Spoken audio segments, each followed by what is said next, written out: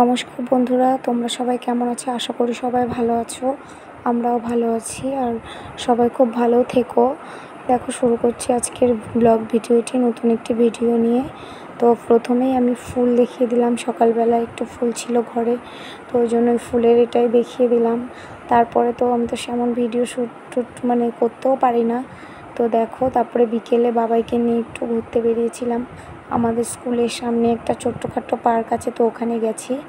বাবাই দোলনা খেতে খুব ভালোবাসে, তো ওকে নিয়ে আমি দোলনায় বসেছি। তো পাশে ওই বাচ্চাগুলো ছিল, ওরা আমি ভিডিও ক্যামেরা করছিলাম বলে একটু হাসছিল, আর একজনা তাকিয়ে আছে। ওরা খুব ভালো ছিল।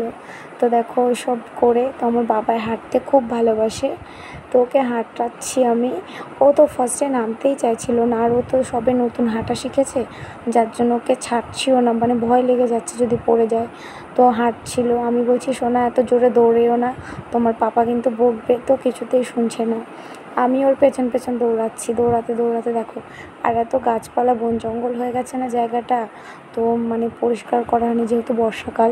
তো ঠাম্মি ডাকছিল যে চলে আসো, সন্ধ্যা হয়ে যাচ্ছে। তো আমি বলছি বাবাই চলো, এবার ঠাম্মি ডাকছে, ও কিছুতেই আসবে না। তো দেখো, তারপরে হাত ধরে ওকে নিয়ে যাচ্ছি। তো যাচ্ছি, তো তারপরে যেতে যেতে আমরা বাড়ি চলে আসলাম।